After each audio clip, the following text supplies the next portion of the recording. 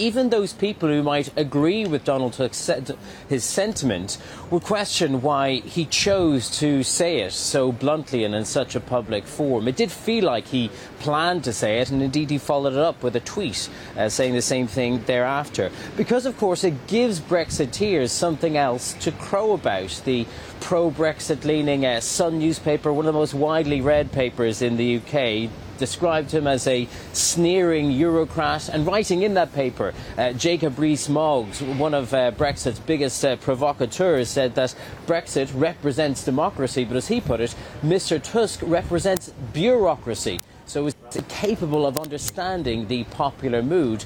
And it is, of course, a pretty welcome distraction for Brexiteers at a time when their project does appear to be in disarray.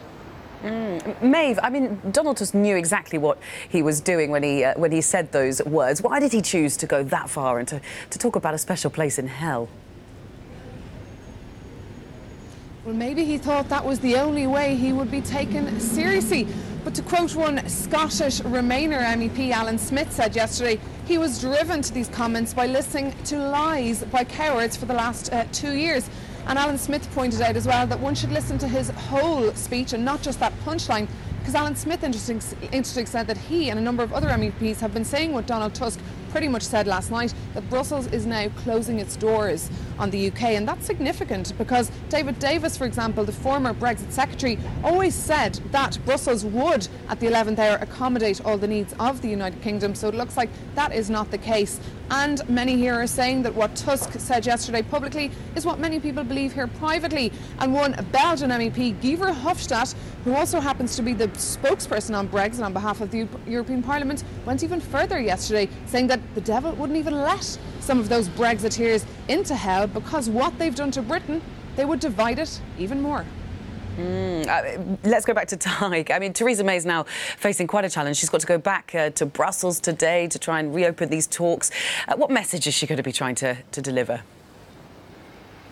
Well, there's an element of Groundhog Day to all this, because as she goes back to Brussels, she's looking for the very same thing that she sought in the final weeks of the negotiations for the withdrawal agreement. Some kind of a guarantee that the Irish backstop will not trap the UK in a customs union with the EU, and that it will be legally binding. Now, Downing Street, in its briefing to journalists ahead of this trip, acknowledging that it won't be easy, but suggesting that the mandate here in the House of Commons for that very removal of the Irish backstop does give Theresa May some leverage or some leeway as she tries to make this case again, but also not offering any new suggestions at this stage as to how the backstop could be avoided, and calling on the EU to show determination to get this deal over the line.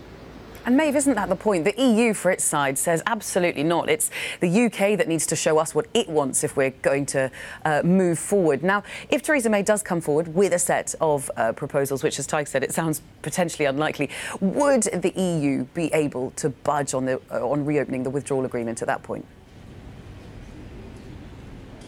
Well, it's highly unlikely because the EU has said many times that unless the United Kingdom budge on their red lines, or unless Theresa May comes to Brussels today with a deal that she can guarantee to get the backing of the House of Commons on, the EU will not be budging. It said it might open the political declaration, no problem, but when it comes to that withdrawal agreement, it is not budging. And we heard yesterday from Leo Varadkar, the Irish Prime Minister. He said he has been creative enough, and it's now time for those who created Brexit to start thinking a little bit more creatively. He'll be meeting Theresa May tomorrow night for dinner in Dublin, and he also suggested yesterday that she should revoke or stop Article 50, something that many in this town would also agree to do.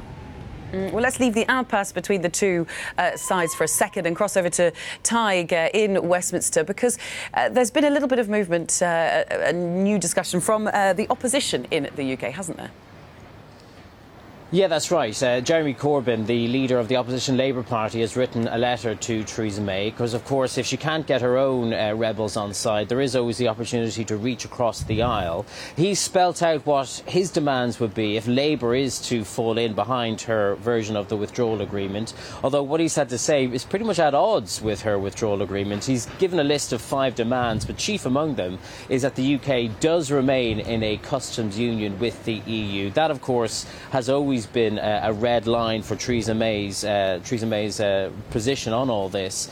And as a strategy for Jeremy Corbyn, it does seem a little bit confusing because the majority of members of his own party want there to be a second referendum. No mention of that in his letter today. And as an olive branch to the Conservatives, well, given that it breaches the most fundamental of their red lines, and the red line that would prevent Britain from going on to forge new trade deals in a post-Brexit world, it's unlikely to win much support. But of course, all cards are on the table at this very uncertain stage in the process. And Maeve, what's the reaction in Brussels been to that letter from Jeremy Corbyn? Well, so far there's been no official reaction, but of course it will put to bed the idea of a second referendum, a so-called people's vote, which many here have been secretly hoping might happen. And we heard yesterday in Donald Tusk's speech when Leo Varadkar was here, he had a special mention as well for Jeremy Corbyn, the opposition leader. He said, based on the fact that he was pro-Brexit, there was no effective leadership now in the United Kingdom who would be in favour of remaining in the European Union. Hence the negative stance of his speech yesterday, and with a reason as well. All the institutions here in Brussels are preparing for a no deal. All the contingency plans are underway, and Leo Varadkar was in town yesterday as well, asking for help for Irish farmers who are set to lose out a lot if, of course, there is a no deal Brexit.